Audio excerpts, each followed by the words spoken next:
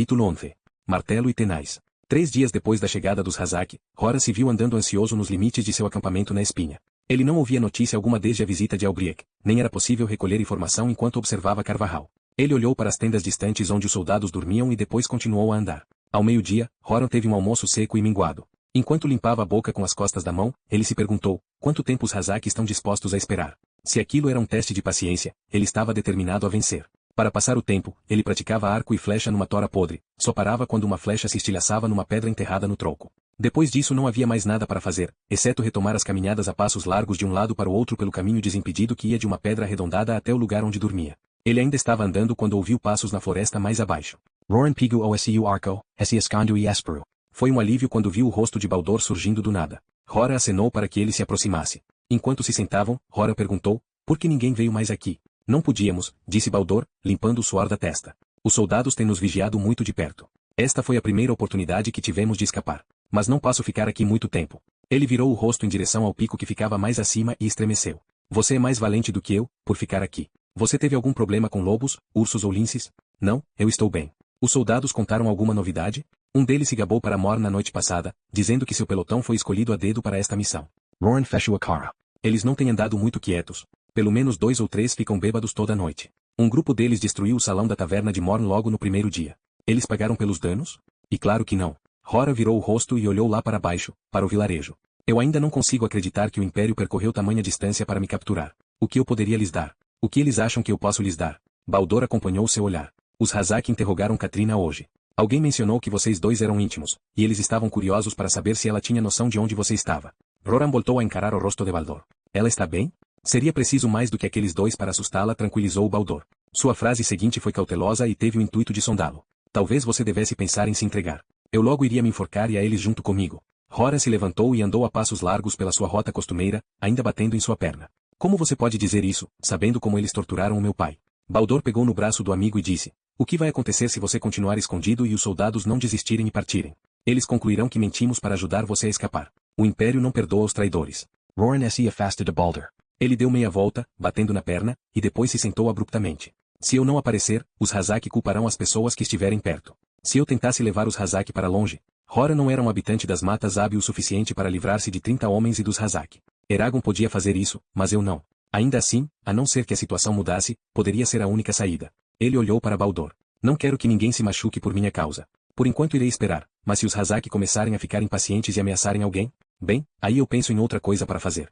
E uma situação muito desagradável, sob todos os aspectos, afirmou Baldur, a qual eu pretendo sobreviver. Baldur partiu logo depois, deixando Horan sozinho com seus pensamentos em sua caminhada interminável. Ele cobriu quilômetro após quilômetro, cavando sulcos na terra sob o peso de suas reflexões. Quando o frio anoitecer chegou, ele tirou suas botas, com medo de desgastá-las, e continuou a andar descalço. Assim que o quarto crescente surgiu e agrupou as sombras noturnas em raios de luz cor de mármore, Horan notou uma inquietação em Carvajal. Um grande número de lanternas se movia de um lado para o outro, piscavam e sumiam ao passar por trás das casas. As luzes amarelas se apinhavam no centro de Carvajal, como se fossem uma nuvem de vagalumes, e depois fluíam a esmo para os limites da cidade, onde deram de cara com a compacta fila de tochas do acampamento dos soldados. Durante 2 horas, Horan ficou vendo os oponentes se enfrentando, as lanternas agitadas se acometiam, inábeis, contra as tochas impassíveis.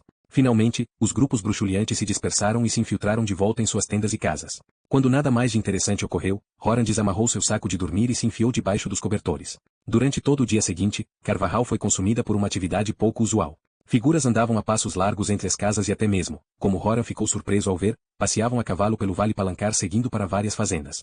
Ao meio-dia, ele viu 2 homens entrando no acampamento dos soldados e desaparecendo dentro da tenda dos Hazak durante quase 1 hora. De tão absorto pelos acontecimentos, Horan quase não saiu do lugar o dia inteiro. Ele estava no meio do jantar quando, como ele bem esperara, Baldur reapareceu. Está com fome? Pergunta Roran gesticulando. Baldur balançou a cabeça e sentou-se como se estivesse exausto. Linhas escuras debaixo dos seus olhos faziam sua pele parecer fina e ferida. Quimby esta morto. A tigela de Horan retiniu assim que caiu no chão. Ele falou alguns palavrões enquanto limpava o ensopado frio que caiu em sua perna e depois perguntou, como? Uns 2 soldados começaram a perturbar Tara na noite passada. Tara era a esposa de Morn. Ela de fato não se importou, exceto pelo fato de que os homens acabaram brigando para ver quem ela iria servir primeiro. Quimby estava lá, examinando um barril que Morn dissera ter virado, e tentou apartá-los. Horan acenou com a cabeça. Aquele era Quimby, sempre interferindo para garantir que os outros se comportassem adequadamente. Só que um soldado acabou jogando um vaso e o acertou bem na têmpora, matando-o instantaneamente. Hora ficou olhando para o chão com as mãos nos quadris, esforçando-se para recuperar o controle de sua respiração entrecortada. Era como se Baldur houvesse lhe privado do vento. Isso não é possível. Quimby mortal? O fazendeiro e cervejeiro era tão parte do cenário quanto as montanhas que cercavam Carvajal, uma presença fundamental que moldava a estrutura do vilarejo. Será que esses homens serão punidos? Baldur levantou a mão. Logo depois que Quimby morreu, o Razak roubaram o seu corpo da taverna e o levaram para sua tenda. Tentamos recuperá-lo na noite passada, mas eles não queriam conversa. Eu vi. Baldur resmungo, esfregando o rosto. Papai e Loren se encontraram com os Razak hoje e tentaram convencê-los a liberar o corpo. Os soldados, no entanto, arcarão com as consequências. Ele fez uma pausa. Eu estava prestes a sair quando Quimby foi devolvido. Sabe o que sua esposa recebeu de volta? Ossos. Ossos. Cada um deles estava totalmente limpo, dava para ver as marcas de mordidas, e muitos haviam sido quebrados por causa do tutano. Horan teve náuseas, assim como um profundo horror pelo destino de Quimby. Era bem sabido que o espírito de uma pessoa jamais poderia descansar até que seu corpo tivesse um enterro apropriado. Revoltado pelo sacrilégio, ele perguntou, o quê? Quem o comeu então? Os soldados ficaram igualmente horrorizados. Deve ter sido os Razak. Por quê? Com que finalidade? Não acho que os Razak sejam humanos. Você nunca os viu de perto, mas sua respiração é podre e eles sempre cobrem seus rostos com lenços negros. Suas costas são corcundas e são tortas, e os dois falam um com o outro usando estalidos. Até mesmo seus homens os temem. Se eles não são humanos, então que tipo de criaturas podem ser? Não são urgaus. Quem sabe? O medo agora se juntou à repugnância que Hora sentia, medo do sobrenatural. Ele o viu reproduzido no rosto de Baldur enquanto o jovem fechava as mãos. A despeito de todas as histórias dos delitos de Galbatorix, ainda era um choque ter a maldade do rei rondando suas casas. Uma compreensão da história se apossou de Hora assim que ele notou estar envolvido com forças que ele só conhecia por canções e lendas. Algo precisa ser feito, murmurou ele. O ar foi ficando mais quente ao longo da noite até que, lá pela tarde, as ondas do calor inesperado da primavera deixaram o vale Palancar abafado, além de terem provocado naqueles que olhavam de fora uma imagem trêmula do local. Carvajal parecia em paz sob o céu azul, contudo Horan podia sentir o amargo ressentimento que unia seus habitantes com uma intensidade maligna. A calma era como um lençol esticado ao vento. Não obstante a aura de expectativa, o dia se mostrou totalmente maçante. Horan passou a maior parte do tempo esfregando a égua de Horst. Até que finalmente se deitou para dormir, olhando para cima, além dos pinheiros gigantes, para o tapete de estrelas que enfeitava o céu noturno. Elas pareciam tão próximas, como se ele tivesse se lançado no meio delas, caindo no vão mais negro. A lua estava se pondo quando Horan acordou, com a garganta ardendo por causa da fumaça. Ele tossiu e se levantou, piscava porque seus olhos queimavam e lacrimejavam. Os gases nocivos tornavam a respiração difícil. Horan pegou seus cobertores e selou a égua assustada, para depois a tocar montanha acima, na esperança de encontrar um ar mais puro. Ficou logo evidente que a fumaça estava subindo com ele, por isso o rapaz fez a volta e atalhou pela floresta. Depois de alguns minutos em manobras na escuridão, eles finalmente se livraram daquela situação e foram para a saliência de um rochedo onde o ar estava limpo pela brisa. Purificando os pulmões com longas inspirações, Horan vasculhou o vale em busca de fogo. Avistou-o num instante. O celeiro de feno de Carvajal brilhava no meio de um ciclone de chamas, transformando seu precioso conteúdo numa fonte de poeira cor de âmbar. Horan tremeu ao ver a destruição daquilo que alimentava a cidade. Queria gritar e correr da floresta para ajudar a brigada de baldes, contudo não podia abandonar sua própria segurança. Agora uma faísca aterrissava na casa de Delvin. Em poucos segundos, o teto de sapé explodiu numa onda de fogo. Horan blasfemou, lágrimas rolavam pelo seu rosto. Era por isso que lidar mal com o fogo podia levar ao enforcamento em Carvajal. Será que foi um acidente? Será que foram os soldados? Será que os Razak estão punindo os habitantes do vilarejo por estarem me escondendo? Será que, de algum modo, eu sou responsável por isso? A casa de Fi se juntou ao incêndio destrutivo. Consternado, Horan só podia desviar seu rosto, odiando-se por sua covardia. Ao amanhecer, todos os incêndios haviam sido apagados ou extinguiram-se sozinhos. Só a pura sorte e uma noite sem vento salvaram o resto de Carvajal de ser consumido. Horan ficou esperando até ter certeza das consequências, para depois se recolher ao seu acampamento e deitar para descansar. Da manhã até o anoitecer, ele ficou abstraído do mundo, exceto pelas lentes de seus sonhos inquietos. Até voltar à consciência, Horan ficou simplesmente esperando pelo visitante que com certeza iria aparecer. Desta vez foi Albriec. Ele chegou ao cair da noite, com uma expressão austera e cansada. Venha comigo, disse ele. Horan ficou tenso. Por quê? Será que eles decidiram me entregar? Se ele era a causa do fogo, dava para entender por que os moradores do vilarejo o queriam longe. Poderia até concordar se fosse necessário. Não era razoável esperar que todos os habitantes de Carvajal se sacrificassem por ele. Ainda assim, isso não significava que ele iria permitir que o entregassem aos Razak facilmente. Depois do que os dois monstros fizeram com Quimby, Horan iria lutar até a morte para não virar prisioneiro dos dois. Porque, disse Albriec, apertando os músculos do maxilar, foram os soldados que começaram o incêndio. Mor nos expulsou das 7 roldanas, mas eles ainda se embebedaram com sua própria cerveja. Um deles deixou uma tocha cair sobre o celeiro de feno enquanto voltava para dormir. Alguém se feriu? Pergunta Roran. Algumas queimaduras. Gertrude conseguiu tratar delas.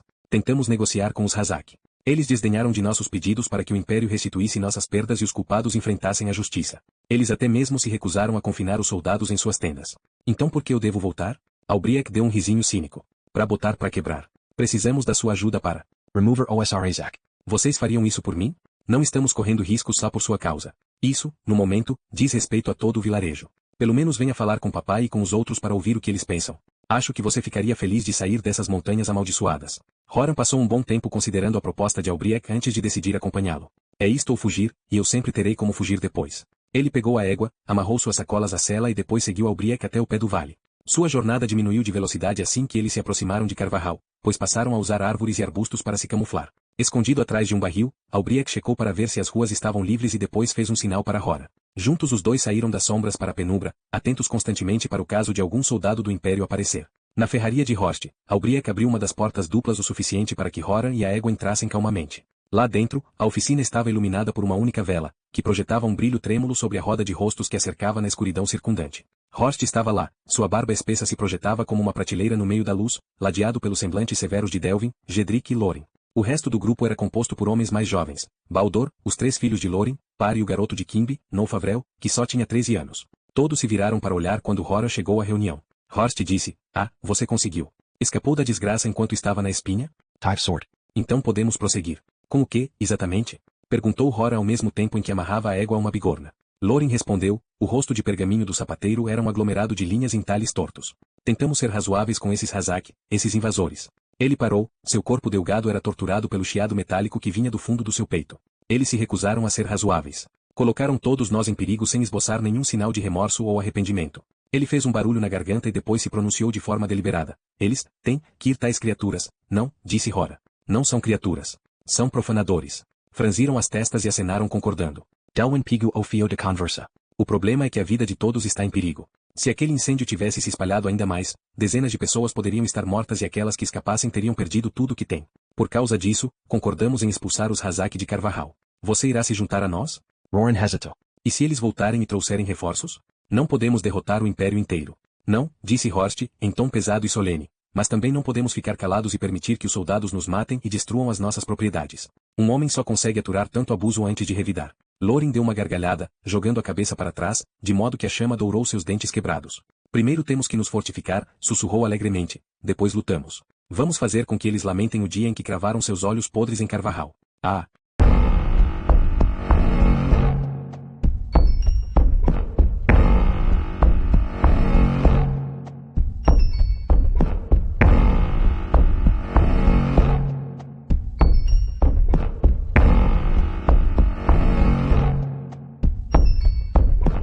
Capítulo 12. Retaliação.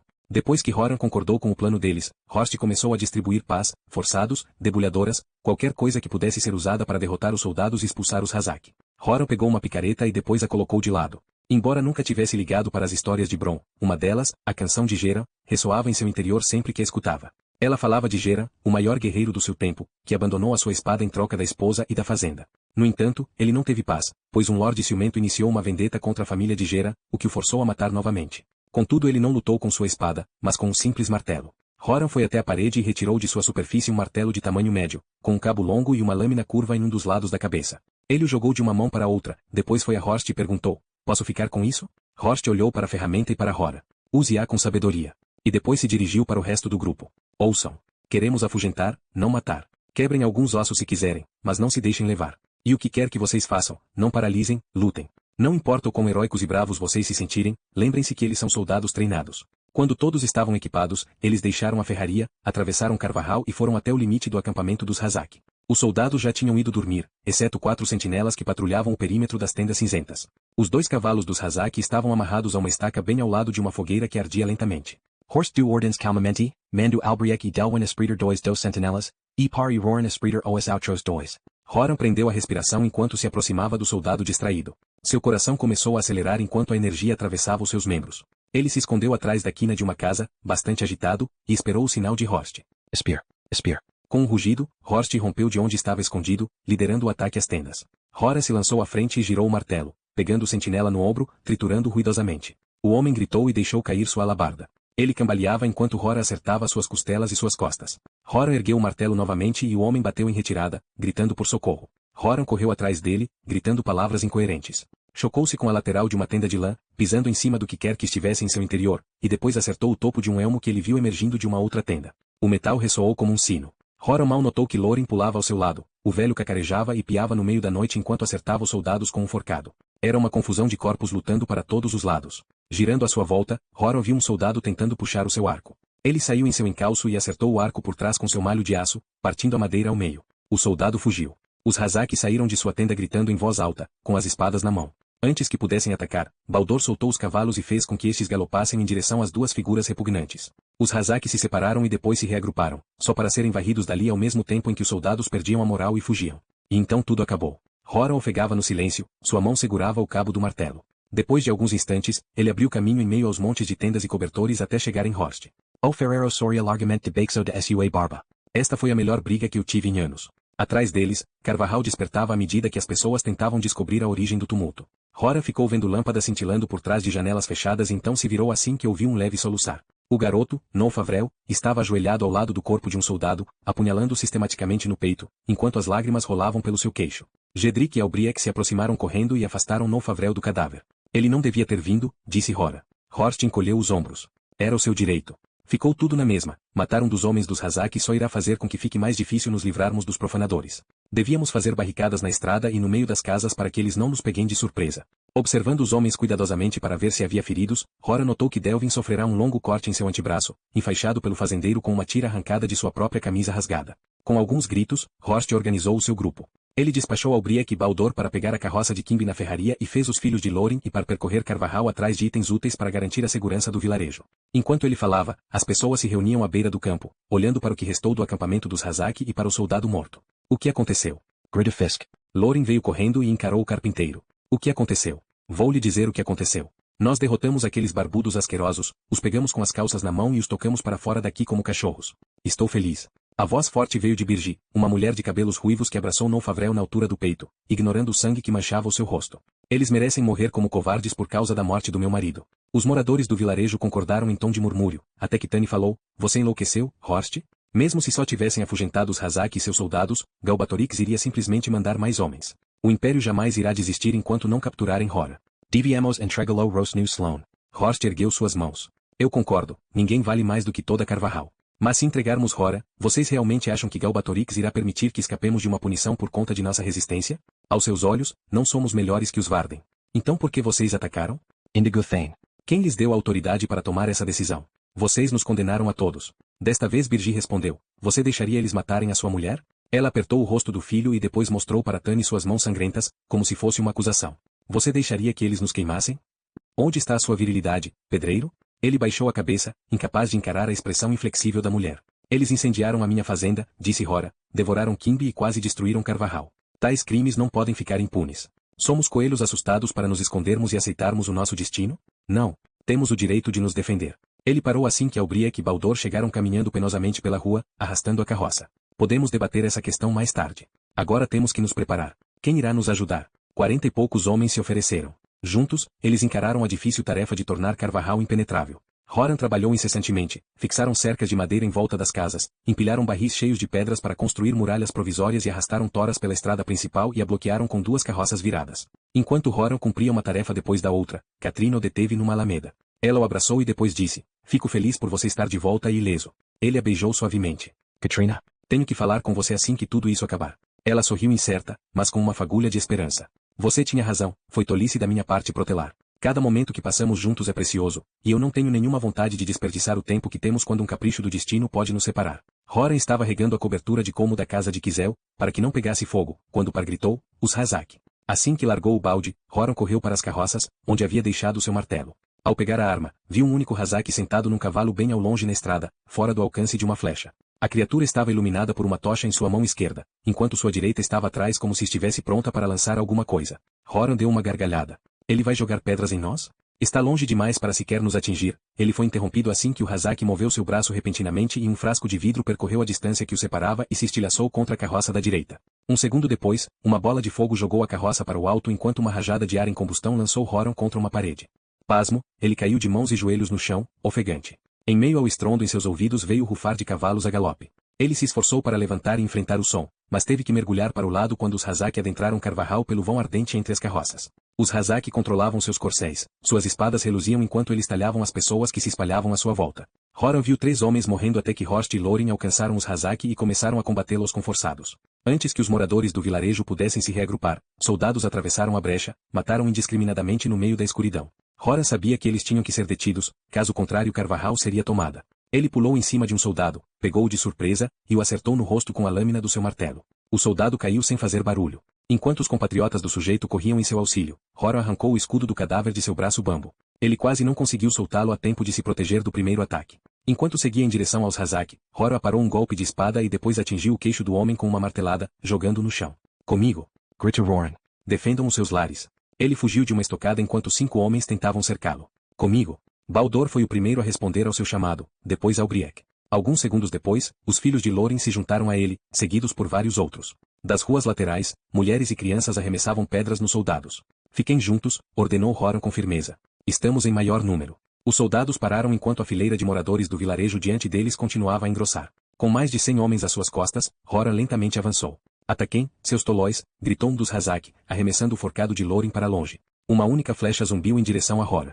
Ele a deteve com seu escudo e caiu na gargalhada. Os Hazak estavam em pé de igualdade com seus soldados agora, sibilando de frustração. Eles olharam fixamente para os habitantes do local debaixo de seus capuzes negros. De repente Horan começou a ficar letárgico e sem forças para se mover, era difícil até pensar. A fadiga parecia acorrentar seus braços e pernas. Até que, de longe, dentro de Carvajal, Horan ouviu um grito áspero dado por Birgi. Um segundo depois, uma pedra passou por cima de sua cabeça e foi bem em direção ao Hazak que estava na frente, e que, por sua vez, se contraiu com velocidade sobrenatural para desviar do projétil. A distração, por menor que fosse, livrou a mente de Horan da influência soporífica. Será que foi magia? Questionou-se. Ele largou o escudo, pegou seu martelo com ambas as mãos e ergueu por sobre a cabeça, do mesmo jeito que Horst fazia quando queria expandir o metal. Horan andou na ponta dos pés, com o corpo inteiro curvado para trás, até que desceu o braço com um A. O martelo deu uma cambalhota no meio do ar e atingiu violentamente o escudo dos Hazak, deixando uma moça formidável. Os 2 ataques foram o suficiente para anular de vez os estranhos poderes dos Hazak. Eles rapidamente entraram em um consenso enquanto os moradores rugiam e marchavam em sua direção.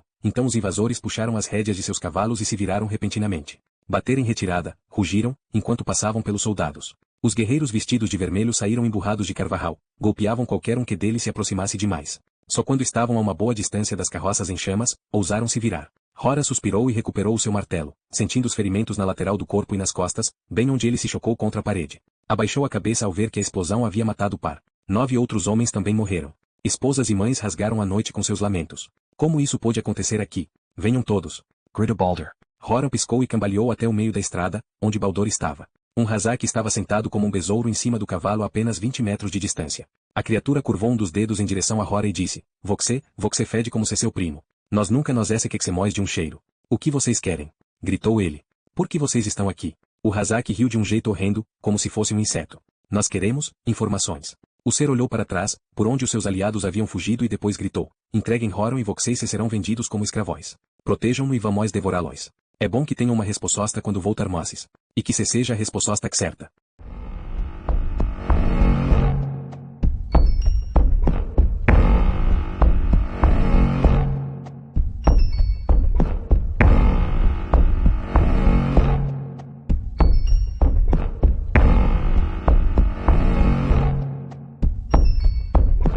Capítulo 13.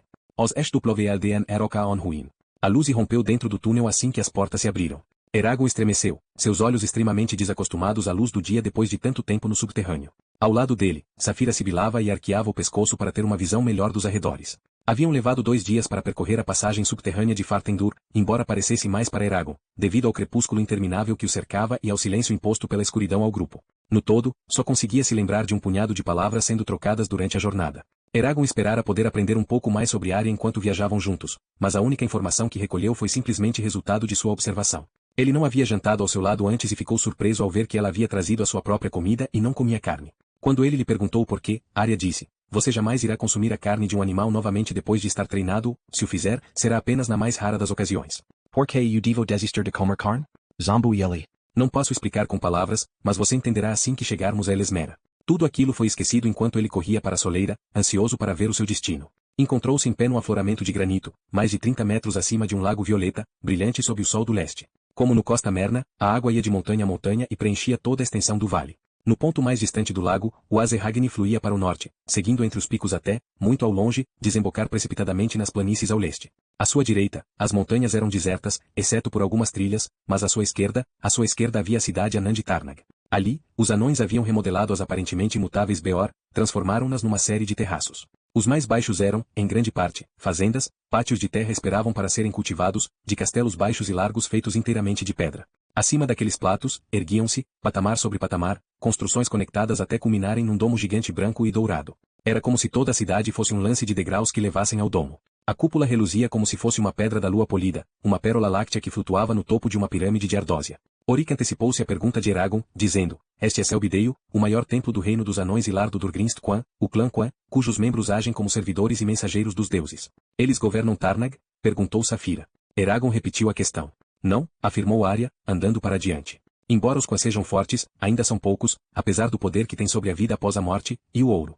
É o Ragni Eftin, o guardião do rio, que controla Tarnag. Ficaremos com o chefe desse clã, Undin, enquanto estivermos aqui. Enquanto eles seguiam a elfa, afastando-se do afloramento e adentrando a floresta retorcida que cobria a montanha, Oric sussurrou para Eragon, não ligue para ela. Arya vem brigando com o Quan há mais de um ano. Toda vez que ela visita Tarnag e conversa com o sacerdote, isso origina brigas violentas capazes de assustar um cu. Arya? Oric acenou severamente com a cabeça. Não conheço os detalhes, mas já ouvi dizer que ela discorda fortemente de grande parte da prática Quan. Parece que os elfos não aprovam essa história de murmurar no ar em busca de ajuda. Eragon ficou olhando para as costas de Arya enquanto desciam, perguntando a si próprio se as palavras de Oric eram verdadeiras, e se fossem, no que a própria Arya acreditava. Ele respirou bem fundo, tentando tirar a questão da cabeça.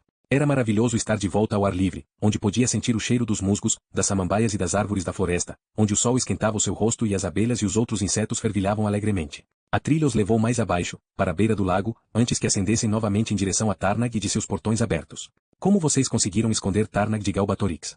Perguntou Eragon. Fartendur eu até entendo, mas isto, nunca vi nada igual. Oric Ryu Delicatamet. Esconder? Isso seria impossível. Não, depois da queda dos cavaleiros, fomos forçados a abandonar todas as nossas cidades acima do solo e nos refugiar em nossos túneis para que conseguíssemos escapar de Galbatorix e dos renegados. Eles costumavam voar com alguma frequência por sobre as Beor, matando qualquer um que encontrassem.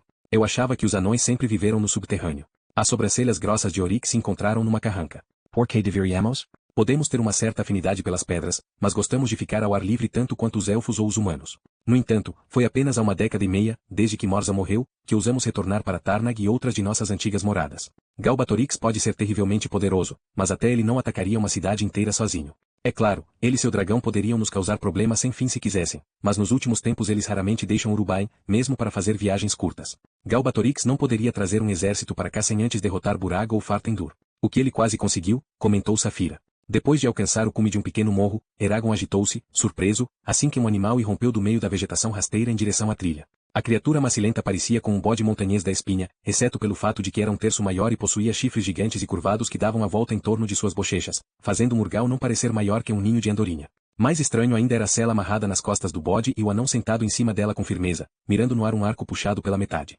Hurt Durgrimst? Filed Rassen? Gritou o estranho anão. Oric Thrifks Minthavon Hrethkarak Aragon Rak Durgrimst Ingeedam. Warn az Vinyali Karharug Arya. Na Osi Undins Grimst Bilarn. O bode olhou cautelosamente para Saphira. Eragon notou como seus olhos eram cintilantes e inteligentes, embora seu rosto fosse um tanto engraçado com sua barba coberta de gelo e sua expressão lúgubre. Ele notou como o animal tinha jeito de anão. O bode o lembrou rotar, o que quase o fez gargalhar. AZT Jock Jordan Rast Veo a Resposta. Sem nenhum comando compreensível da parte do anão, o bode pulou para frente, alcançou-os de uma distância tão extraordinária que parecia que iria levantar voo a qualquer momento. Depois disso, cavaleiro e montaria sumiram entre as árvores. O que era aquilo? Perguntou Eragon, assombrado. Oric retomou a caminhada. Um Feudunósto, um dos 5 animais típicos destas montanhas. Cada um deles intitula um clã. No entanto, o Dirgrinst Feudunósto é talvez o mais corajoso e reverenciado dos clãs. Por que isso? Dependemos do Feudunósto para leite, lã e carne. Sem provimento, não poderíamos viver nas Beor. Quando Galbatorix e seus cavaleiros traiçoeiros estavam nos aterrorizando, foi o Durgrinst Feudunósto que se arriscou, e ainda o faz, para cuidar dos rebanhos e dos campos. Dessa forma, todos estamos em dívida para com eles. Todos os anões andam em Feudunósto? Ele gaguejou um pouco para falar aquela palavra em comum. Só nas montanhas. Os Feudunóstos são fortes e confiáveis, mas são mais adequados para despenhadeiros do que planícies abertas. Saphira cutucou Eragon com o nariz, fazendo fogo na neve se esquivar. Isso daria uma boa caçada, melhor do que qualquer uma que eu já tive na espinha ou longe daqui. Se tiver tempo em Tarnag. Não, disse ele. Não podemos ofender os anões. Ela bufou, irritada. Eu poderia pedir permissão antes. Agora, a trilha que os ocultou por tanto tempo sob galhos escuros, adentrou a grande clareira que cercava Tarnag. Grupos de observadores já haviam começado a se reunir nos campos quando 7 Feudunósto com arreios cravejados de joias saíram pulando da cidade. Seus cavaleiros traziam lanças com flâmulas nas pontas que chicoteavam o ar. Montado em sua estranha fera, o anão que vinha na frente disse: Vós sois bem-vindos a esta cidade de Tarnag. Em Oto de Niganel, eu, Toro, filho de Brok, ofereço, em paz, o abrigo de nossos alojamentos. Seu sotaque era um grunhido irritante, com uma pronúncia áspera bem diferente da de Orik. E, com Oto de Rotar, nós do Enjeitum aceitamos a sua hospitalidade, respondeu Orik. Assim como eu, em nome de Slanzadi, acrescentou Arya. Parecendo satisfeito, Toro gesticulou para seus colegas cavaleiros, que esporearam seus Feudunósto, a fim de que se postassem em volta dos 4. Com um floreio, os anões seguiram em frente, guiando-os até Tarnag e todos atravessaram os portões da cidade. O muro externo tinha 12 metros de espessura e formava uma passagem em túnel sombrio que dava na primeira de muitas fazendas que circundavam Tarnag. 5 patamares mais, cada um defendido por um portão fortificado, os levaram para além dos campos e para dentro da cidade propriamente dita. Em contraste com as trincheiras espessas de Tarnag, os prédios em seu interior, embora fossem de pedra, foram moldados com destreza suficiente para dar a impressão de graça e leveza. Esculturas fortes e arrojadas, normalmente de animais, enfeitavam as casas e as lojas. No entanto, ainda mais impressionantes eram as pedras em si. Cores vibrantes, do escarlate brilhante ao mais sutil dos verdes, vitrificavam as pedras com camadas translúcidas. E penduradas por toda a cidade estavam as lanternas sem chamas dos anões, cujas faíscas multicoloridas eram arautos do longo crepúsculo e noite das Beor. Ao contrário de Trondheim, Tarnag havia sido construída de acordo com as proporções dos anões, sem nenhuma concessão para visitantes humanos, elfos ou dragões. No máximo, as portas tinham 1,5 metro de altura, e normalmente tinham 1,37 metro. A altura de Eragon era mediana, mas agora se sentia um gigante transportado para um palco de marionetes. As ruas eram amplas e abarrotadas. Anões de vários clãs corriam por todos os lados para tomar conta de seus negócios, cuidar de seus problemas ou ficar pechinchando nas lojas. Muitos usavam trajes estranhos e exóticos, como um grupo de anões de cabelos negros selvagens que usavam elmos prateados forjados no formato de cabeças de lobo. Eragon olhou mais para as mulheres anãs. Só as tinha visto em breves relances em Trondheim. Elas eram mais largas do que os homens, e seus rostos eram mais carregados, contudo seus olhos reluziam, seus cabelos resplandeciam e suas mãos acariciavam com carinho suas crianças diminutas. Evitavam usar roupas e bugigangas vistosas, exceto broches pequenos e trabalhados em ferro e pedra. Ao ouvirem o som agudo dos passos do Feudunósto, os anões se voltaram para olhar os recém-chegados. Eles não saudaram Eragon com vivas como ele esperava, mas em vez disso se curvavam e murmuravam: matador de espectros. Assim que viam o martelo e as estrelas no elmo de Eragon, a admiração era substituída pelo choque, em muitos casos, pela fúria.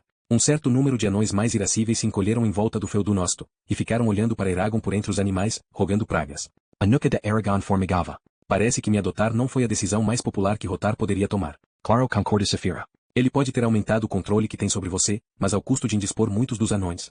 E melhor sumirmos de vista antes que o sangue comece a ser derramado. Toro e os outros guardas seguiam em frente como se a multidão não existisse, abrindo caminho através de 7 patamares adicionais até que um único portão o separasse da grandeza de Selbideio. Então Toro virou à esquerda, em direção a um grande castelo espremido contra a lateral da montanha e protegido na frente por um barbacão com 2 torres munidas de balestreiros. Enquanto eles se aproximavam do castelo, um grupo de anões armados saía do meio das casas e formava uma barricada, para bloquear a rua. Longos véus lilazes cobriam os seus rostos e caíam por sobre os seus ombros, como coifas de cota de malha. Os guardas imediatamente puxaram as rédeas de seus Feudunósto e suas expressões, inflexíveis. O que foi? Perguntou Eragon para Orik, mas o anão apenas balançou a cabeça e seguiu em frente, com a mão em seu machado. Etzel Nithjek. Gritou um anão com véu, levantando o punho cerrado. Form Hrethkarak. Formed Jurgen Carmiter nos eta Garoth Bos Tarnag, Duran Sesti Rak Kewai. Jokishvorev os Borzulegurdur Dargrimst, os Estuplovealdean Rock on Huin, Moktor Rock Urgandran? Na Udem Edel Os Rast Nurlag. Knur Lagana. Durante um longo minuto, ele continuou a falar em voz alta com um mau humor crescente. Vron. Vociferou Toro, interrompendo, e depois os 2 anões começaram a discutir. Apesar da troca de palavras pouco amável, Eragon reparou que Toro parecia respeitar o outro anão. Eragon andou um pouco para o lado, tentando obter uma visão melhor por trás do Feudunósto de Toro, e o anão velado caiu abruptamente em silêncio, fitando o elmo de Eragon com uma expressão de pavor. Nurlag Kana Kiranu Durgrimstengidam. Gritou. Karzel Anna Hrothgar on Valfild. Jak is Frek Durgrimstfrin? Interrompeu Orik calmamente, enquanto puxava o seu machado. Preocupado, Eragon olhou para Arya, mas ela estava muito concentrada no confronto para notá-lo. Ele, então, secretamente, deslizou sua mão para baixo até segurar o punho de Zarhok envolto de arame. O estranho anão olhou fixamente para Orik. Em seguida, retirou um anel de ferro do bolso, arrancou 3 fios de sua barba, enrolou-os em volta do anel e o jogou na rua, o que provocou um tinido prolongado. Por ultimo Orik Cuspio. Sem dizer uma palavra, os anões com mantos púrpura ficaram enfileirados. Toro, Orik e os outros guerreiros recuaram assim que o anel quicou no chão de granito. Até mesmo Arya parecia perplexa. 2 dos anões mais jovens empalideceram e pegaram as suas espadas, para depois deixarem cair as mãos quando Toro vociferou: Eta! Suas reações deixaram Eragon muito mais inquieto do que a troca de palavras ditas em voz rouca. Enquanto Oric andava para frente a passos largos e depositava o anel numa algibeira, Eragon perguntou, o que isso significa? Significa, disse Toro, que você tem inimigos. Eles se precipitaram pelo barbacã até um amplo pátio que ostentava 3 mesas para banquetes, decoradas com lanternas e estandartes. Diante delas havia um grupo de anões, tendo à frente um de barba grisalha envolto numa pele de lobo. Ele abriu os braços, dizendo, bem-vindo a Tarnag, lar do Durgrinst Hagnieftin. Temos ouvido muitos elogios feitos a você, Eragon matador de espectros. Sou Undin, filho de Derund e chefe do clã. Outro anão se aproximou. Tinha os ombros e o peito de um guerreiro, e olhos escuros que não paravam de olhar para Eragon. E eu, Ganel, sou filho de Orblandiax e chefe do Durgrinst Qua. É uma honra para nós sermos seus hóspedes, disse Eragon, inclinando a cabeça. Ele sentiu a irritação de Saphira por estar sendo ignorada. Paciência, murmurou ele, forçando um sorriso. Ela bufou. Os chefes dos clãs cumprimentaram Arya e Oric, mas sua hospitalidade se perdeu com Oric, cuja única resposta foi estender a mão, com o anel de ferro na palma. Os olhos de Undin se arregalaram e ele levantou o anel cuidadosamente, comprimindo-o entre o polegar e o indicador, como se fosse uma cobra venenosa. Quem lhe deu isso? Foi az Swelden Rak Anhuan. E não foi para mim e sim para Eragon. Um alarme se espalhou pelos seus rostos, a apreensão anterior de Eragon retornou. Ele havia visto alguns anões encararem um grupo inteiro dos Khul sem se esquivar. De fato o anel deve simbolizar algo temível já que podia enfraquecer a coragem deles. Undin franziu a testa enquanto ouvia o murmurar de seus conselheiros e depois disse, nós teremos de consultar os nossos sobre esse assunto. Matador de espectros, um banquete está sendo preparado em sua honra. Se permitir que os meus servos o guiem até os seus aposentos, você poderá se refrescar e depois iniciaremos o festim.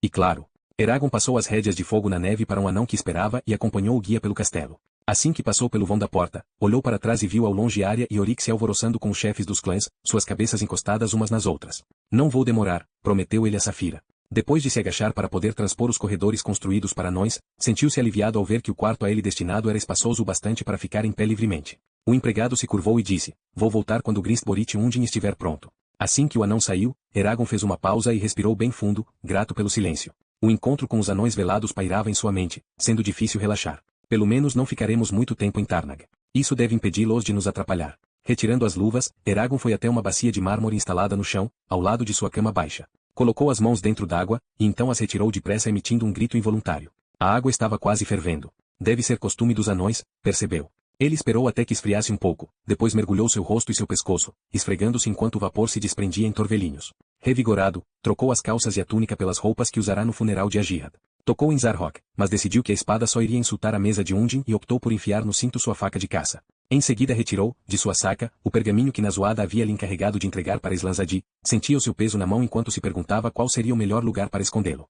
A missiva era importante demais para ser deixada exposta, onde poderia ser lida ou roubada. Incapaz de pensar num local ideal, enfiou-o na manga de sua camisa. Ficará seguro aqui a não ser que eu entre numa briga, nesse caso terei problemas maiores com que me preocupar. Quando o empregado finalmente retornou até Eragon, passava um pouco de 1 da tarde, mas o sol já havia sumido por trás das montanhas que se assomavam, mergulhando Tarnag na escuridão. Ao sair do castelo, Eragon ficou perplexo com a transformação da cidade. Com a chegada prematura da noite, as lanternas dos anões revelaram a sua verdadeira força, enchendo as ruas com uma luz pura e intensa que fazia o vale inteiro brilhar. Undin e os outros anões estavam reunidos no pátio, junto com Saphira, que havia se posicionado na cabeceira da mesa. Não apareceu ninguém interessado em disputar lugar com ela. Alguma coisa aconteceu? Perguntou Eragon, correndo em sua direção. Undin convocou guerreiros a mais, e depois bloqueou os portões. Será que ele espera um ataque? No mínimo, está preocupado com a possibilidade. Eragon, por favor, aqui, venha para perto de mim, disse Undin, acenando para que ele se sentasse na cadeira à direita. Assim como Eragon, o chefe do clã também se sentou, e o resto do séquito rapidamente fez o mesmo.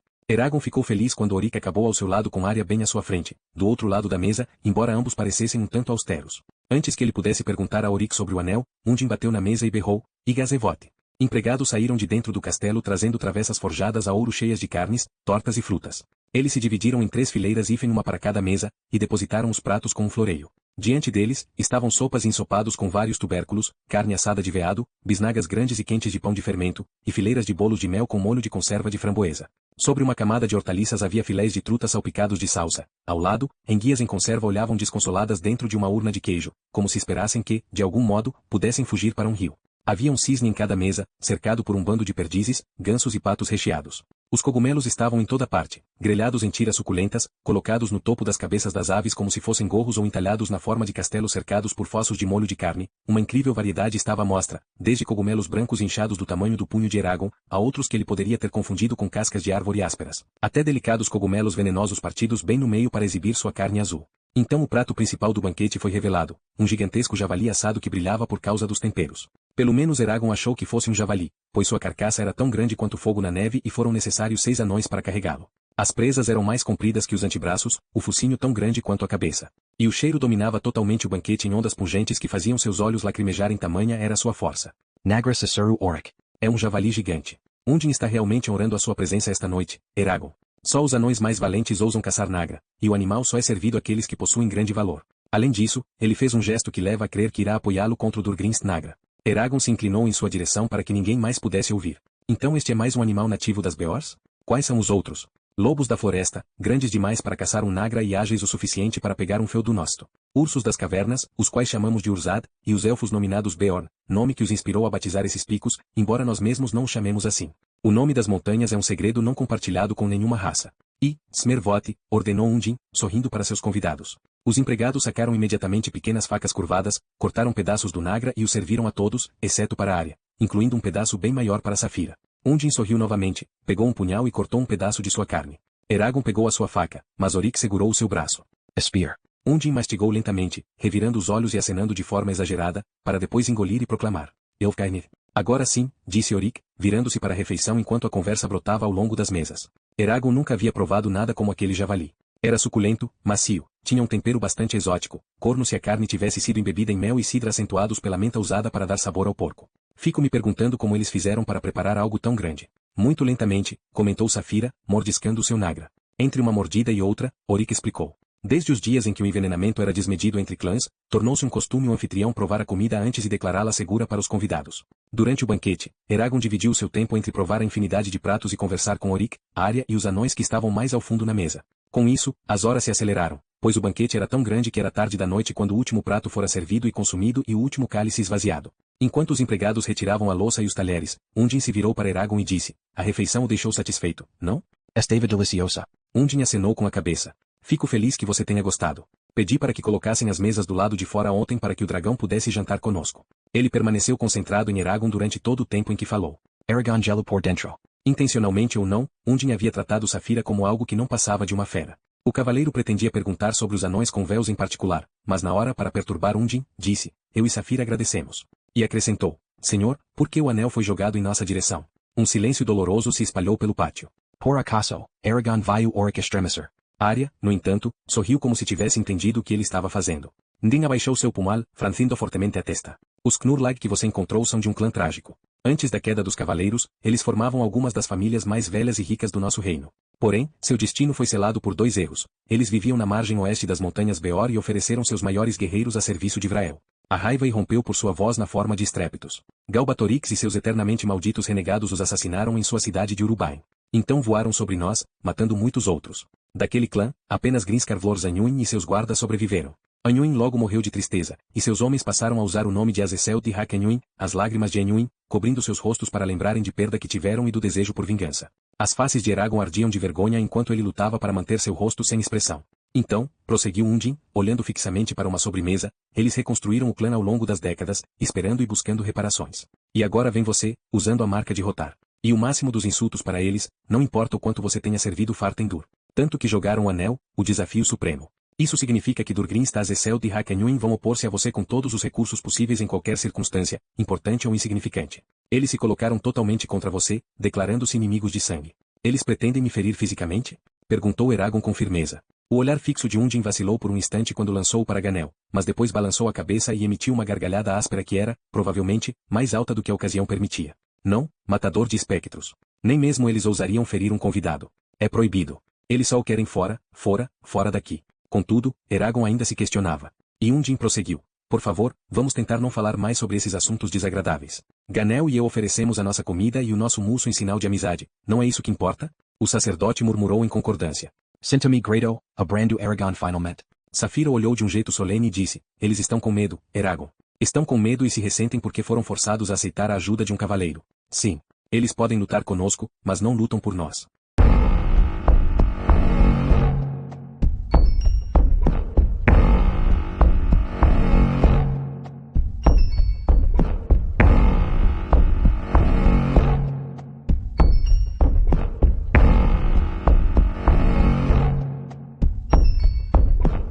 Capítulo 14. Selbadil. A manhã sem alvorada encontrou Eragon atravessando o salão principal de Undin, ouvindo o chefe do clã falar com Orik na língua dos anões. Undin interrompu su discurso smk Aragon se aproximo e disse. Oh, matador de espectros. Dormiu bem? Sim. Bioam.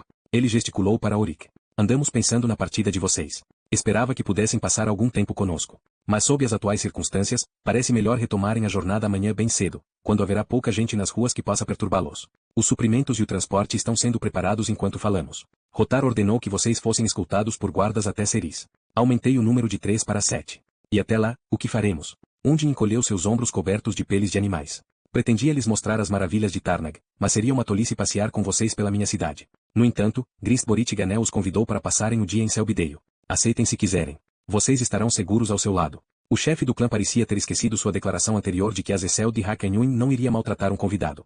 Obrigado, pode ser. Assim que Eragon deixou o salão, ele puxou Orik para o lado e perguntou, até que ponto essa rixa é realmente séria? Preciso saber a verdade. Orik respondeu com uma relutância óbvia. No passado, não era incomum que vendetas durassem gerações. Famílias inteiras eram extintas. Foi imprudente da parte de Azazel de Hakanhuin evocar as tradições antigas, tal coisa não é feita desde as últimas guerras entre os clãs. Até que eles rescindam seu juramento, você terá que se prevenir contra sua traição, seja por um ano ou por um século. Lamento que a sua amizade por Rotar tenha lhe causado tamanho transtorno, Eragon. Mas você não está sozinho. Durgrinsten Jeitun está ao seu lado nisso. Assim que saiu, Eragon correu para Safira, que havia passado a noite enrolada no pátio. Você se importa se eu for visitar Selbideio? Vá se tiver que ir. Mas leve Zarhok. Ele seguiu seu conselho, e também carregou consigo o pergaminho de Nazoada dentro da túnica. Quando Eragon se aproximou dos portões do muro que cercava o castelo, 5 anões empurraram um madeiramento tosco para o lado, e depois o cercaram, com as mãos em seus machados e espadas, ao mesmo tempo em que inspecionavam a rua. Os guardas permaneceram ao lado de Eragon enquanto este refazia o caminho do dia anterior até a entrada bloqueada do primeiro patamar de Tarnag. Aragon estremeceu. A cidade parecia estranhamente vazia. Portas trancadas, janelas fechadas e os poucos pedestres à vista viravam o rosto e entravam em alamedas para não ter de passar a seu lado. Eles estão com medo de serem vistos junto comigo, percebeu. Talvez porque saibam que Azazel de Hakanhuin fará retaliações contra quem quer que me ajude. Ansioso para escapar das ruas abertas, Eragon levantou a mão para bater, mas antes que pudesse fazê-lo, uma porta rangeu para fora, e um anão, usando um manto negro, o chamou de dentro. Apertando o cinturão de sua espada, Eragon entrou, deixando os guardas do lado de fora. Sua primeira percepção foi a cor. Um gramado verde incandescente estendia-se obliquamente até o alto da colina de Selbideio, como se fosse um manto caído sobre o grandioso pilar simétrico que sustentava o templo. Eras estrangulavam as antigas paredes da construção, metro após metro de raízes retorcidas, com o orvalho ainda brilhando em suas folhas pontudas. E curvando-se por cima de tudo, exceto as montanhas, havia uma grande cúpula branca guarnecida com ouro entalhado. Sua percepção seguinte foi o odor. Os perfumes de flores e incenso se misturavam num aroma tão etéreo, que Eragon pensou que poderia sobreviver só de cheiros. A última foi o som, pois apesar dos passos dos sacerdotes andando por caminhos que formavam mosaicos e terrenos espaçosos, o único ruído que Eragon podia discernir era o agitar suave de asas de uma gralha voando mais acima. O anão o chamou novamente e saiu andando pela avenida principal que dava em Selbideio. Ao passarem por debaixo do seu beirai, Eragon pôde simplesmente se maravilhar com a riqueza e a arte que o cercavam. As paredes estavam repletas de joias de todas as cores e feitios, aliás, impecáveis, e ouro vermelho havia sido forjado por dentro dos veios que guarneciam os tetos de pedra, paredes e chão. Pérolas e prata davam tonalidades ao cenário. Ocasionalmente, eles passavam por uma divisória talhada inteiramente em jade. O templo era desprovido de decorações em pano. Na falta delas, os anões haviam talhado uma profusão de estátuas, muitas representando monstros e divindades presas em batalhas épicas.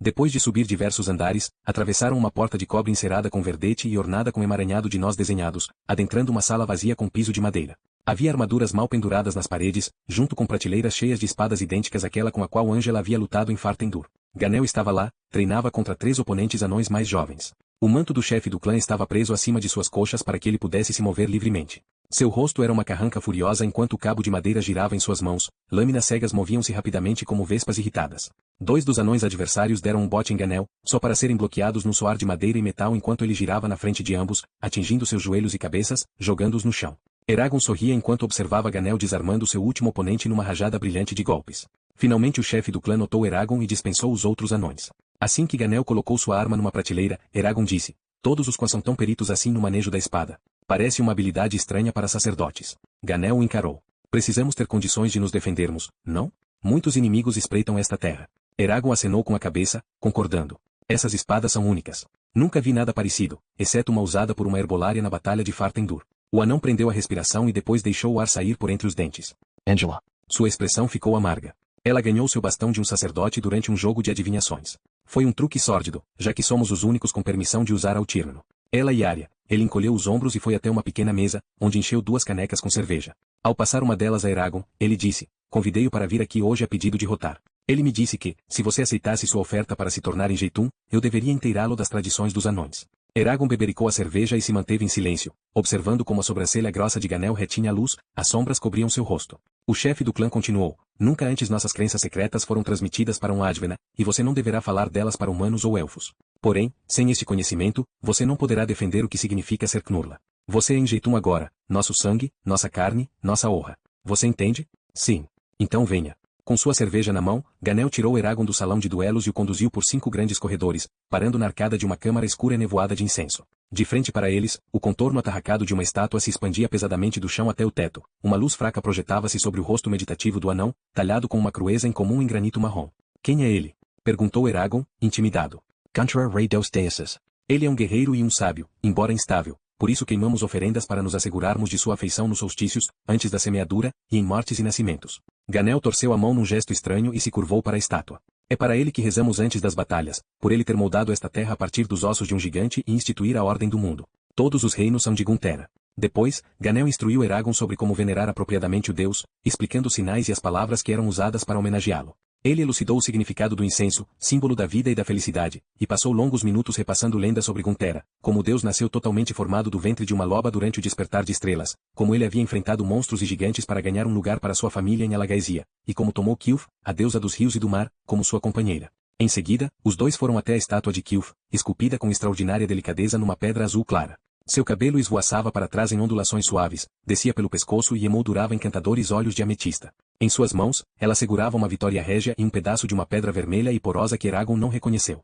O que é aquilo? Perguntou ele, apontando. Um coral tirado do fundo do mar que beira as Beor. Coral? Ganel tomou um gole de cerveja e depois disse, nossos mergulhadores o encontraram enquanto procuravam pérolas. Parece que, na água salgada, algumas pedras crescem iguais às plantas. Eragon fitou maravilhado. Ele nunca havia pensado que seixos ou rochas pudessem estar vivos, no entanto ali estava uma prova de que tudo de que precisavam era água e sal para florescer. Aquilo finalmente explicava como as rochas haviam continuado a aparecer em seus campos no Vale Palancar, mesmo depois que o solo era limpo a cada primavera. Elas cresciam. Eles prosseguiram até chegar em Urur, deus do ar e dos céus, e seu irmão Morgotal, deus do fogo. Na estátua carmim de Morgotal, o sacerdote contou que os irmãos se amavam tanto que nenhum dos dois podia existir independentemente. Consequentemente o palácio de Morgotal queimava o céu durante o dia e de sua fornalha faíscas vagueavam pela noite no alto. E também por consequência, Urur alimentava constantemente o irmão para que ele não morresse. Só sobraram mais 2 deuses depois disso, Sindri, a mãe da terra, e Elswag. A estátua de Elswag era diferente das outras. O deus não estava semicurvado sobre um bloco de pederneira cinzenta, do tamanho de um anão, e a acariciava com a ponta de seu dedo indicador. Os músculos de suas costas se enfeixavam e se atavam com uma tensão inumana, contudo sua expressão era incrivelmente afável, como se houvesse um bebê recém-nascido diante dele. A voz de Ganel tornou-se baixa e estridente. Guntera pode ser o rei dos deuses, mas é Elswag que segura nossos corações. Foi ele que sentiu que a terra deveria ser povoada depois que os gigantes foram derrotados. Os outros deuses discordaram, mas Elswag os ignorou, em segredo, criou o primeiro anão a partir da base de uma montanha. Ele fez uma pausa e prosseguiu. Quando seu plano foi descoberto, o ciúme se abateu sobre os deuses, e Guntera criou os elfos para controlar a Alagaisia ele mesmo. Então Sindri fez os humanos nascerem do solo, e Urur e Morgotal combinaram sua sabedoria e soltaram dragões no reino. Só Kilf se conteve. Assim as primeiras raças surgiram neste mundo. Eragon absorveu as palavras de Ganel, reconhecendo a sinceridade do chefe do clã, mas incapaz de sufocar uma simples indagação, como ele sabe. No entanto, Eragon sentiu que seria uma pergunta deselegante e simplesmente acenou com a cabeça enquanto escutava. Isso, disse Ganel, terminando de beber toda a sua cerveja, leva ao nosso mais importante ritual, o qual sei que Orik discutiu com você. Todos os anões devem ser sepultados em pedra, caso contrário nossos espíritos jamais se juntarão a Elswag em seu castelo. Não somos da terra, do ar ou do fogo, mas da pedra. E como Enjeitum, é sua responsabilidade garantir um lugar de descanso apropriado para qualquer anão que morra na sua companhia. Se você falhar, sem a causa ser por ferimentos ou inimigos, Rotar o exilará, e nenhum anão irá reconhecer a sua presença até depois de sua morte. Ele endireitou os ombros, e olhou fixamente para Eragon. Você tem muito mais o que aprender, mas se defender os costumes que resumi hoje, você se sairá bem. Não esquecerei, afirmou Eragon. Satisfeito, Ganel o levou para longe das estátuas e juntos subiram uma escada em espiral. Enquanto subiam, o chefe do clã enfiou a mão no seu manto e tirou um colar simples, uma corrente que atravessava o cabo de um martelo de prata em miniatura. Ele o deu para Eragon. Este é outro favor que Rotar me pediu, explicou Ganel. Ele teme que Galbatorix possa ter se apossado de uma imagem sua retirada das mentes dos Hazak, do espectro ou dos inúmeros soldados que o viram por todo o império. Por que eu deveria temer isso? Porque Galbatorix poderia localizá-lo a partir daí. Talvez já o tenha feito. Um tremor de apreensão serpenteava pelo corpo de Eragon, como se fosse uma cobra gelada. Devia ter pensado nisso, repreendeu a si próprio. O colar impedirá que alguém vigie você ou o seu dragão enquanto o estiver usando. Eu mesmo fiz o encanto, por isso ele se manterá mesmo perante a mente mais poderosa. Mas esteja avisado, quando ativado, o colar irá se alimentar das suas forças até você o retirar ou o perigo passar. E se eu estiver dormindo? Será que o colar poderia consumir toda a minha energia antes que eu me apercebesse? Não. Ele o acordará. Aragon rolu o martelo entre os dedos. Era difícil anular feitiços dos outros, muito menos os de Galbatorix. Siganel é tão talentoso, que outros encantos podem estar escondidos em seu presente. Ele notou uma linha de runas entalhada ao longo do cabo do martelo. Liaseastem Heften. Quando terminaram os degraus ele perguntou, por que os anões escrevem com as mesmas runas que os humanos? Pela primeira vez desde que se conheceram, Ganel riu, e sua voz reverberava pelo templo enquanto seus ombros largos tremiam. É o contrário, os humanos é que escrevem com as nossas runas. Quando seus ancestrais aportaram na Lagaesia, eram tão analfabetos quanto coelhos. No entanto, logo adotaram o nosso alfabeto e o combinaram com esta linguagem. Algumas das suas palavras até vêm de nós, como pai, que originalmente era Farten. Então Fartendur significa?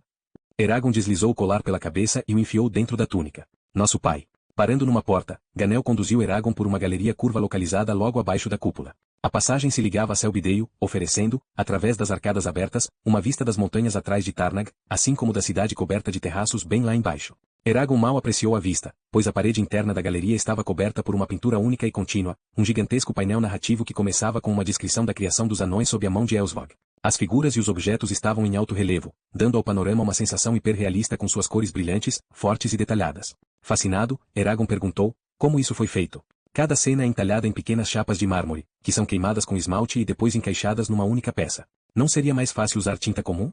Seria, disse Ganel, mas não se quiséssemos que ela durasse séculos, milênios até, sem mudar de aparência. O esmalte nunca desbota ou perde o seu brilho, ao contrário da tinta a óleo. A primeira parte foi entalhada simplesmente uma década depois da descoberta de Fartendur, bem antes dos elfos colocarem os pés na Lagaesia. O sacerdote pegou Eragon pelo braço e o guiou ao longo do quadro. Cada passo os levava por anos incontáveis de história. Eragon viu como os anões outrora foram nômades numa planície aparentemente interminável, até que a terra ficou tão quente e desolada que foram forçados a migrar para o sul em direção às montanhas Beor. Foi assim que o deserto Adarak foi formado, percebeu ele, estupefato.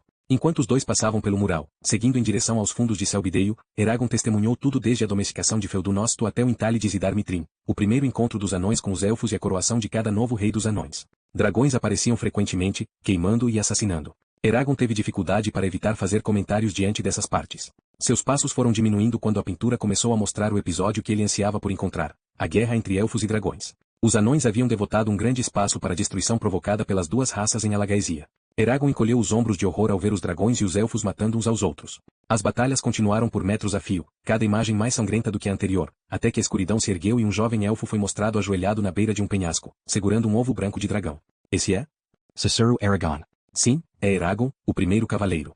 É um belo retrato também, já que ele concordou em posar para os nossos artesãos. Atraído pelo seu fascínio, Eragon estudou o rosto do seu homônimo. Sempre o imaginei mais velho. O elfo possuía olhos angulosos que se voltavam na direção de um nariz curvo e de um queixo estreito, dando-lhe uma aparência selvagem. Era um rosto estranho, completamente diferente do seu, e contudo seus ombros largos e tensos lembravam Eragon de como ele se sentirá quando encontrou o ovo de Safira. Não somos tão diferentes, você e eu, pensou ele, tocando no esmalte frio.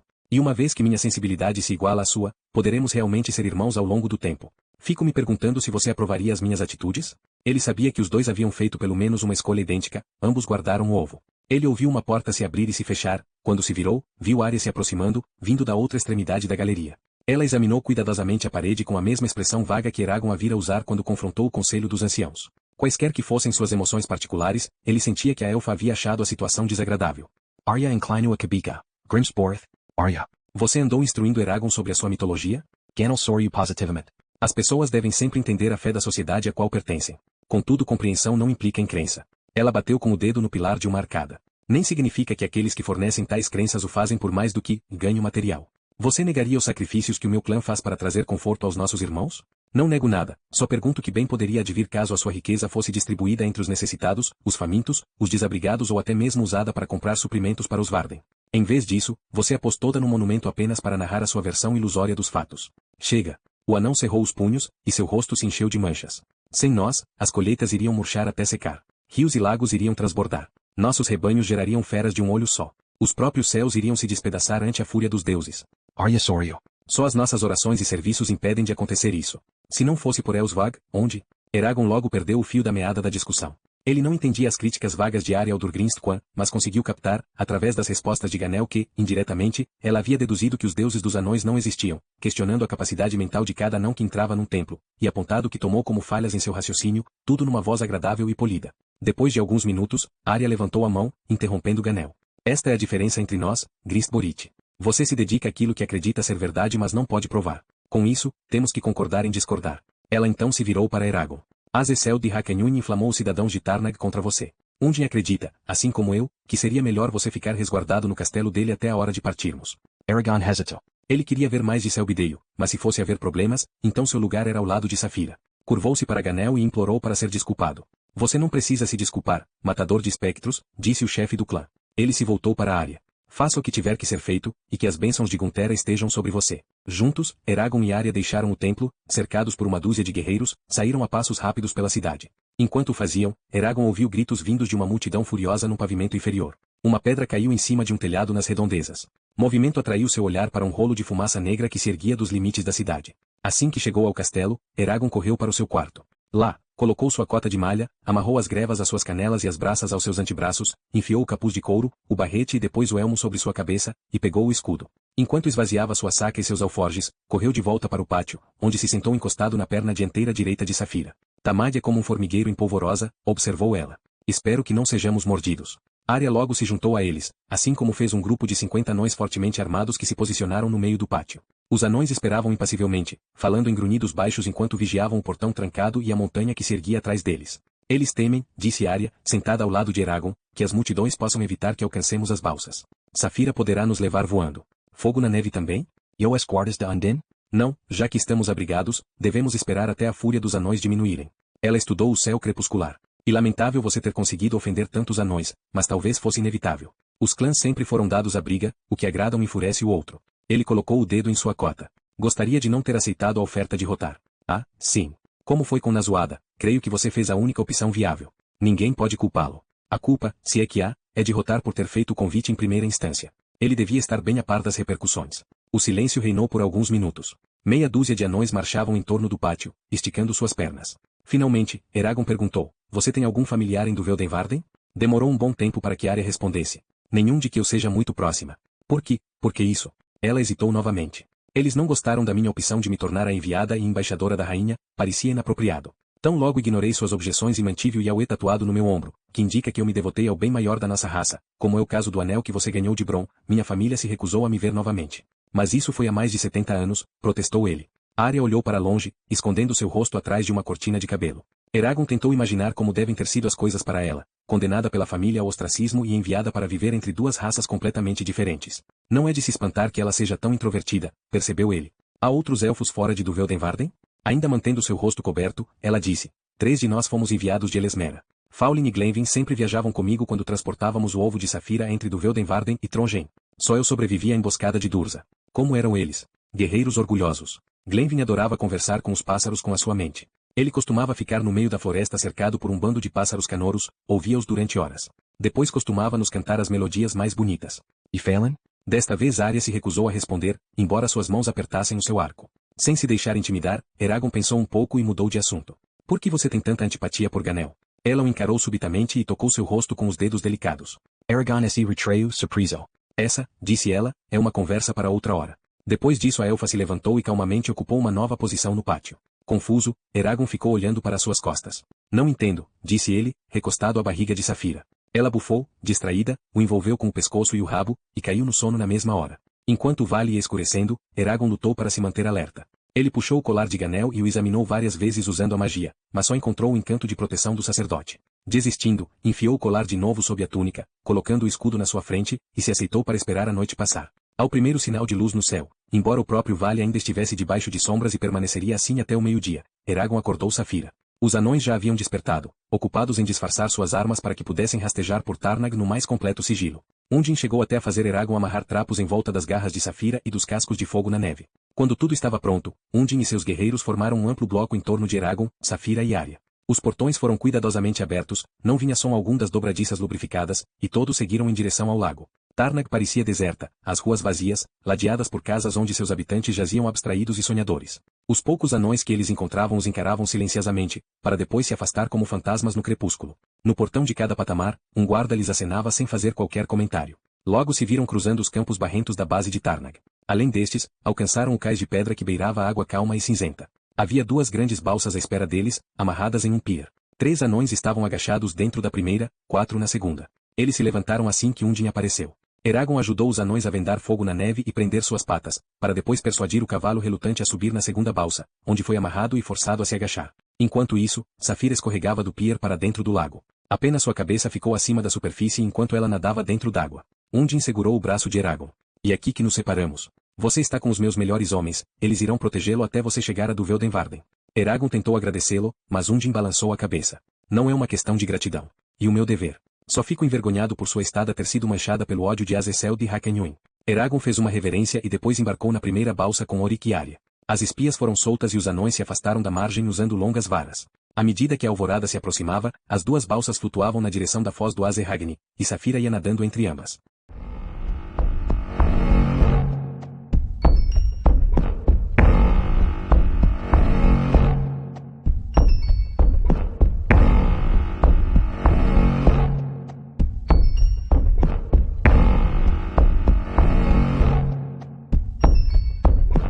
Capítulo 15.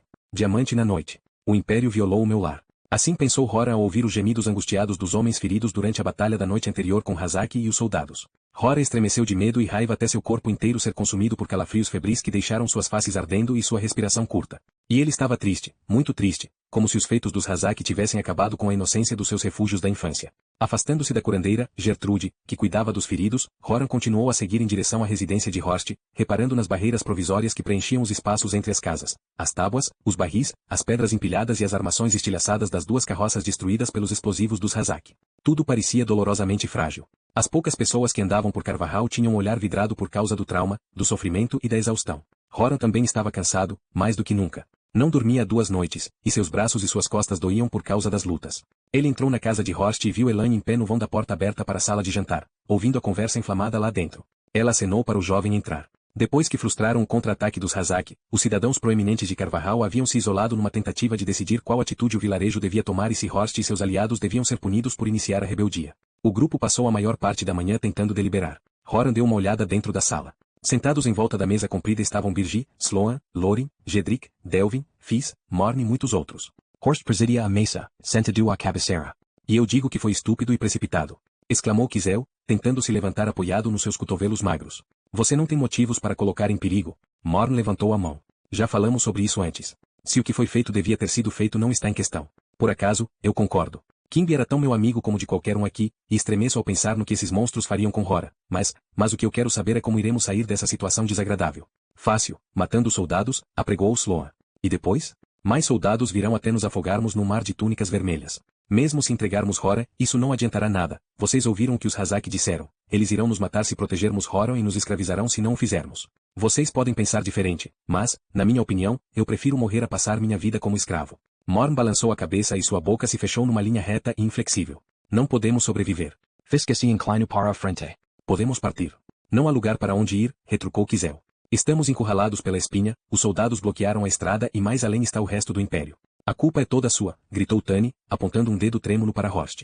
Eles incendiarão as nossas casas e assassinarão as nossas crianças por sua causa. Por sua causa. Horst se levantou tão rapidamente que sua cadeira caiu para trás. Onde está a sua honra, homem? Você vai deixar que eles nos devorem sem reagir? Sim, mesmo que isso signifique uma outra forma de suicídio. Tani olhou em volta da mesa e depois passou furioso ao lado de Hora. Seu rosto estava retorcido devido a um medo puro e natural. Jedrick avistou Hora então e acenou para que ele entrasse. Venha, venha, estávamos esperando por você. Horan colocou as mãos nas costas enquanto inúmeros olhares severos o fuzilavam. Como posso ajudar? Acho, disse Jedrick, que todos concordamos que não adiantaria nada entregarmos você para o Império a essa altura. Se iríamos fazê-lo, em outras circunstâncias, não é relevante. A única coisa que podemos fazer é nos prepararmos para outro ataque. Horst fará pontas de lança e outras armas se tiver tempo, e Fis concordou em construir escudos. Felizmente, sua carpintaria não se incendiou. E alguém precisa supervisionar as nossas defesas. E gostaríamos que fosse você. Você terá bastante gente para ajudá-lo. Hora acenou com a cabeça. Farei o melhor que puder. Terra se levanto ao lado de Morn e seu marido.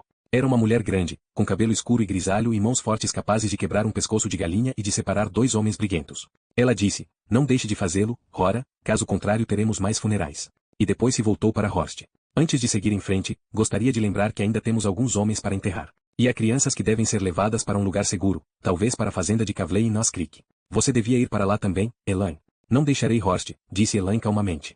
Terra esse Aripia. Este não é lugar para uma mulher com 5 meses de gravidez. Você perderá o bebê se ficar correndo de um lado para o outro como andou fazendo. Será pior para mim ficar preocupada, sem saber o que estará acontecendo, do que permanecer aqui. Já pari os meus filhos, ficarei como sei que você e todas as outras esposas em Carvajal o farão. Horst deu a volta na mesa e, com uma expressão afetuosa, pegou a mão de Elaine. Nem eu gostaria que você estivesse em algum outro lugar a não ser do meu lado. As crianças, no entanto, devem partir. Kavley irá cuidar bem delas, mas temos de nos certificar de que a estrada até a fazenda está segura. Não só isso, disse Lauren com a voz rascante. Nenhum de nós pode se envolver com as famílias do outro lado do vale, com exceção de Kavley, é claro. Eles não podem nos ajudar, e não queremos que esses profanadores os perturbem. Todos lhe deram razão. Em seguida, a reunião acabou e seus participantes se dispersaram por toda Carvajal. Logo, no entanto, se reuniram novamente junto com a maior parte do vilarejo, no pequeno cemitério atrás da casa de Gertrude. 10 cadáveres envoltos em tecido branco foram colocados ao lado de suas sepulturas, com um galho de cicuta em cima de seus peitos frios e um amuleto prateado em volta de cada um de seus pescoços. Gertrude deu um passo à frente e recitou os nomes dos homens. Par, Wiglif, Ged, Bardrick, Farold, Ali, Garner, Kelby, Melkolf e Alben. Ela colocou seixos negros sobre os seus olhos e depois ergueu os braços, levantou o rosto em direção ao céu, e começou a entoar a vibrátil canção fúnebre. Lágrimas brotaram dos cantos dos seus olhos fechados enquanto sua voz aumentava e diminuía de intensidade nas frases imemoriais, suspirando e se lamentando com a tristeza do vilarejo. Ela cantou a terra, a noite e o sofrimento antiquíssimo da humanidade do qual ninguém escapa. Depois que a última nota pesarosa silenciou-se, os membros das famílias exaltaram os feitos e as peculiaridades daqueles que haviam perdido. Depois os corpos foram enterrados. Enquanto Rora escutava, seu olhar se voltou para o montículo anônimo onde os 3 soldados haviam sido enterrados. Um morto por Non-Favrel e 2 por mim. Ele ainda conseguia sentir o choque visceral dos músculos e dos ossos cedendo, sendo esmigalhados, reduzindo-se a pasta sob o seu martelo. Sentiu-se enojado e teve de lutar para não vomitar na frente de todo o vilarejo. Fui UKOS destruir. Rora nunca esperara ou quisera matar, no entanto havia tirado mais vidas do que qualquer um em Carvajal. Parecia que sua testa estava marcada com sangue. Ele partiu assim que foi possível, nem mesmo parou para falar com Katrina, e subiu até um ponto onde poderia vistoriar Carvajal e pensar na melhor maneira de protegê-la. Infelizmente, as casas estavam muito distantes umas das outras para que se formasse um perímetro defensivo apenas fortificando os espaços entre as edificações. Nem Rora considerou boa a ideia de ter soldados lutando encostados nos muros das casas das pessoas e pisando em seus jardins. O rio Anora protege o nosso flanco a oeste, pensou ele, mas quanto ao resto de Carvajal, não poderíamos nem evitar que uma criança entrasse. O que podemos construir em algumas horas que possa se tornar uma barreira suficientemente forte? Ele correu para o meio do vilarejo e gritou, preciso de todos que estejam livres para ajudar a cortar árvores. Um minuto depois, homens começaram a sair aos poucos de suas casas e logo tomaram as ruas. Venham, mais. Todos precisamos trabalhar. Rora ficou esperando enquanto o grupo em torno dele continuava a crescer. Um dos filhos de Lauren, Darmen, foi abrindo caminho até ficar ao lado do primo de Eragon. Qual é o seu plano? Rora ergueu a voz para que todos pudessem ouvir. Precisamos de uma muralha em torno de Carvajal, quanto mais grossa, melhor. Imagino que se tivermos algumas árvores grandes, as colocarmos de lado e afiarmos seus galhos, os Razak terão bastante dificuldade para superá-las. Quantas árvores você acha que serão necessárias? Perguntou Orval. Roran hesitou, tentando meter o perímetro de circunferência de Carvajal. Pelo menos 50. Talvez 60 para fazer tudo apropriadamente. Os homens praguejaram e começaram a discutir. Asparem? Roran contou o número de pessoas que havia na multidão. Somavam 48. Se cada um de vocês conseguir derrubar uma árvore na próxima hora, nossa tarefa estará quase terminada. Vocês são capazes de fazer isso? O que você está pensando de nós? Retrucou Orval. A última vez em que levei uma hora para derrubar uma árvore eu tinha 10 anos de idade. Darmen levantou a voz. E quanto aos arbustos espinhosos? Poderíamos espalhá-los sobre as árvores. Não conheço ninguém que seja capaz de subir no meio de um monte de videiras espinhentas. Roran sorriu. Essa é uma ótima ideia. Além disso, aqueles que tiverem filhos, façam com que eles arreiem seus cavalos para que possamos arrastar as árvores para cá. Os homens concordaram e se espalharam por Carvajal no intuito de recolher machados e serras para o serviço. Roran deteve Darmen e disse, certifique-se de que as árvores tenham galhos por todo o tronco, caso contrário nosso truque não irá funcionar. Onde você estará? Pergunta Darmen. Trabalhando em outra linha de defesa. Rora o deixou e correu para a casa de Kimby, onde encontrou Birgi ocupada fechando as janelas com tábuas. Sim? Disse ela, olhando em sua direção. Ele explicou rapidamente o seu plano das árvores. Quero que você cave uma trincheira no interior do anel de árvores, para retardar qualquer um que o ultrapasse. Poderíamos até botar estacas pontiagudas no fundo e, onde você quer chegar, Rora? Gostaria que você juntasse todas as mulheres e crianças e todos os outros que puder reunir para cavar. E coisa demais para eu lidar sozinho e não temos muito tempo. Rora olhou fundo nos seus olhos. Por favor. Birgit franziu a testa. Por que está pedindo a mim? Porque, assim como eu, você odeia os Hazak, e sei que fará tudo o que for possível para detê-los. Claro, sussurrou Birgi, e depois bateu palmas energicamente. Muito bem, como quiser. Mas jamais esquecerei, Horanga Rolson, que foram você e a sua família que condenaram o meu marido. Ela se afastou antes de Roran poder responder. O jovem aceitou sua animosidade serenamente, já era esperado, considerando sua perda. Teve sorte de Birgi não ter iniciado uma vendetta. Então se sacudiu e correu para o ponto em que a estrada principal entrava em Carvajal. Era o local mais vulnerável do vilarejo e tinha de ser duplamente protegido. Não posso permitir que os Hazak abram mais uma vez um caminho por aqui da mesma forma. Rora recrutou Baldur e juntos os dois começaram a cavar uma trincheira no meio da estrada. Terei que partir em breve, avisou Baldur entre uma e outra estocada de sua picareta. Papai precisa de mim na ferraria. Horan grunhiu uma frase de concordância sem olhar para cima. Durante o trabalho, sua cabeça novamente se encheu de lembranças dos soldados, como olhavam enquanto os atacava, e a horrível sensação de destruir um corpo como se fosse uma tora podre. Ele fez uma pausa, nauseado, e notou a comoção que se espalhava por Carvajal enquanto as pessoas se preparavam para o próximo ataque. Depois que Baldur saiu, Horan terminou de cavar sozinho a fossa que ia até a altura das coxas, para depois ir até a oficina de Fis. Com a permissão do carpinteiro, pegou 5 toras do estoque de madeira e usou cavalos para puxá-las em direção à estrada principal. Lá, Horan inclinou a ponta dos troncos dentro da trincheira formando uma barreira que tornou Carvajal impenetrável. Assim que ele socou bem a terra em volta dos troncos, Darmen surgiu às pressas. Conseguimos as árvores. Nesse momento estão sendo colocadas no lugar. Horan o acompanhou até a extremidade norte de Carvajal, onde 12 homens lutavam para alinhar 4 pinheiros verdes e viçosos no momento em que um grupo de cavalos de tração, sob o chicote de um garoto, voltava para o contraforte. Muitos de nós estão ajudando a descobrir as árvores apropriadas. Os outros ficaram inspirados, pareciam determinados a derrubar o resto da floresta quando saí. Ótimo, podemos usar a madeira adicional. Darmen apontou para uma pilha de arbustos espinhosos na beira do terreno de Kizel. Cortei aqueles ao longo do Anora. Use-os como quiser. Vou tentar achar mais. Horan deu um ligeiro tapa encorajador no braço de Darmen e depois se virou para o lado leste de Carvajal, onde uma fileira longa e curva de mulheres, crianças e homens trabalhava no meio da lama. Ele foi ao encontro do grupo e viu Birgi ordenando como um general e distribuindo água para os cavadores. A trincheira já media 1,5 metro de largura e uns 60 centímetros de profundidade. Quando Birgi parou para respirar, ele disse, estou impressionado. Ela tirou uma mecha de cabelo do rosto sem olhar para Rora. Começamos arando a terra. Deixa as coisas mais fáceis. Você tem uma pá que eu possa usar? Perguntou ele. Birgi apontou para um monte de ferramentas na outra ponta da trincheira. Horan caminhou na direção indicada. Foi então que reparou no brilho de cobre nas mechas da parte de trás do cabelo de Katrina, no meio do rabo de cavalo. Ao seu lado, Sloan golpeava a argila mole com uma energia furiosa e obsessiva, como se tentasse rasgar a pele da terra, descascar sua cutis de barro e expor os músculos mais abaixo. Seu olhar era de alguém perturbado e seus dentes se revelavam numa careta obscura, apesar das manchas de lama e sujeira que borravam os seus lábios. Rora estremeceu diante da expressão de Sloan e passou rapidamente, desviando seu rosto para não ter de fitar seus olhos injetados.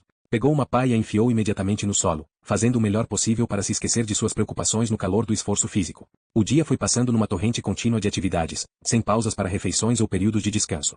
A trincheira foi ficando mais longa e profunda, até se espalhar por 2/3 do vilarejo e alcançar as margens do rio Anora. Toda a lama que sobrou foi empilhada no lado de dentro da trincheira, numa tentativa de impedir que alguém a pulasse, e de tornar mais difícil alguém sair de lá. A barreira de árvores foi finalizada no começo da tarde. Horan parou de cavar para ajudar a afiar os inúmeros galhos, que estavam sobrepostos entrelaçados tanto quanto possível, e a fixar as armadilhas de arbustos espinhosos. De vez em quando, tinham de retirar uma árvore para que Ivor e outros fazendeiros tocassem seus animais domésticos para ficarem seguros em Carvajal. Lá pela noite, as fortificações estavam mais resistentes e extensas do que Horan ousara esperar, embora ainda fossem exigir várias horas antes de o trabalho ser completado ao ponto de satisfazê-lo.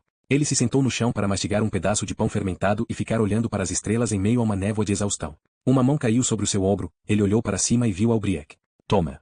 Albriec lhe passou um escudo tosco, feito de tábuas serradas e pregadas uma na outra, e uma lança com quase 2 metros de comprimento. Rora os aceitou, agradecido, e Albriec prosseguiu distribuindo lanças e escudos para quem encontrasse. Rora se levantou, pegou seu martelo na casa de Horst, assim armado, foi até a entrada da estrada principal, onde Baldur e 2 outros estavam de vigília. Acordem-me quando algum de vocês precisar descansar, disse Rora, para depois deitar na grama macia embaixo da aba do telhado de uma casa das redondezas. Ele posicionou suas armas de modo que pudesse encontrá-las na escuridão e fechou os olhos na ansiedade da expectativa. Roran. O sussurro veio por seu ouvido direito. Katrina? Ele se esforçou para manter-se sentado, pestanejando sem parar, enquanto observava a amada abrir uma lanterna, fazendo um feixe de luz iluminar a sua coxa. Por que você veio aqui?